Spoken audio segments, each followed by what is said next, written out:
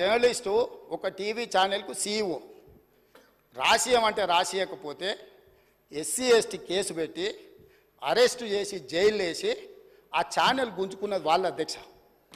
ఆ ఛానల్ గుంజుకున్నది వాళ్ళు.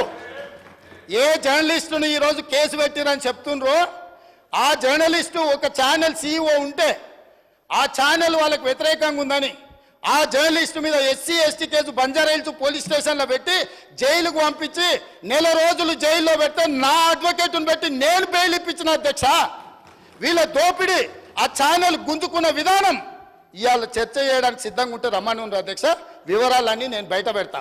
మీరా ముసల్కన్నీరు గార్చేది ఏ జర్నలిస్టునైతే మీ మాట ఇంటలేదని ఆమె సొంతంగా కష్టపడి పెట్టుకున్న ఛానల్ గుంజుకోనికే ఎస్సీ ఎస్టీ కేసు పెట్టి ఆడపిల్లని జైలుకు తోలిన పాపం ఊరికే పోదు. అందుకే ఇవాళ మీ ఇంట్లో జైల్లోకి పోతున్నారు అధ్యక్ష. మంది ఆడబిడ్డలను జైలుకు తోలినందుకు ఆ నొప్పి తెలవడానికే మంది పిల్లలు జైల్లోకి పోతుంటే ఆడపిల్లలను కూడా కేసులు పెట్టి జైలుకు తోలినందుకు ఇవాళ ఆ రౌండ్ మీకు వచ్చింది అధ్యక్ష. ఊరికే రాలే, చేసిన పాపాలు ఊరికే పో అని పెద్దోళ్ళు చెప్పిండ్రు అధ్యక్ష. మమ్మల్ని అందరినీ జైలుకు తోలిండ్రు, రాజకీయ కక్షతో తోలలే. ఫామ్ హౌజులు కట్టుకున్నది మీరు, ఫామ్ హౌజులు కట్టుకున్నది మీరు, నియమాలు ఉల్లంఘించింది మీరు.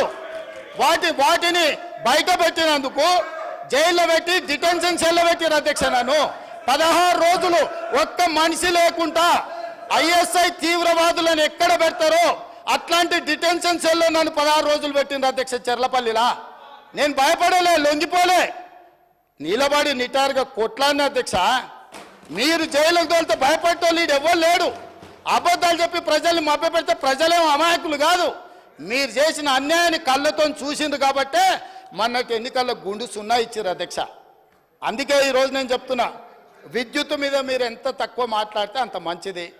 అవి అన్నీ కూడా ఆమోదింపజేసుకుంటే చర్చ లేకుండా మీరు ముందుకు వచ్చి ఈ ప్రభుత్వానికి సహకరించి ఈ అన్ని కూడా గ్రాంట్స్ ఆమోదించుకుంటే రాష్ట్రం ప్రశాంతంగా పరిపాలిస్తాం, సమస్యలు పరిష్కరిస్తాం అధ్యక్ష.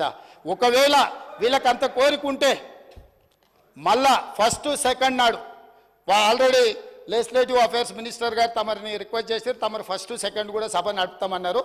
ప్రత్యేకంగా 10 సంవత్సరాల వాళ్ళ పరిపాలన మీద, వాళ్ళ గొప్పతనాల మీద రాత్రింబగళ్ళు సభ వాయిదా వేయకుండానే 1 గంట కూడా విరామం ఇవ్వకుండా చర్చకు మేము సిద్ధంగా ఉన్నాము. ఇవాళ సభ్యులకు నా సూచన ఒక్కటే, గ్రాంట్స్ మీద మీ సూచనలు ఏమని ఉంటే ఇవ్వండి, మాకు అభ్యంతరం లేదు. అంతే తప్ప ఇట్లాంటి ఊకదంపుడు ఉపన్యాసాలు మీరు మాట్లాడిన కొద్దిగా మీరు అబద్ధాలు చెప్పడం మానకపోతే నేను నిజాలు చెప్పడం కూడా మానాను అధ్యక్ష. మీరు ఎంత అబద్ధాలు చెప్తే నేను అంత నిజాలు చెప్తా. కాబట్టి తమరు వారికి ఆదేశాలు ఇచ్చి డైరెక్ట్గా సబ్జెక్ట్కి కన్ఫైన్ అయ్యి మాట్లాడిపించి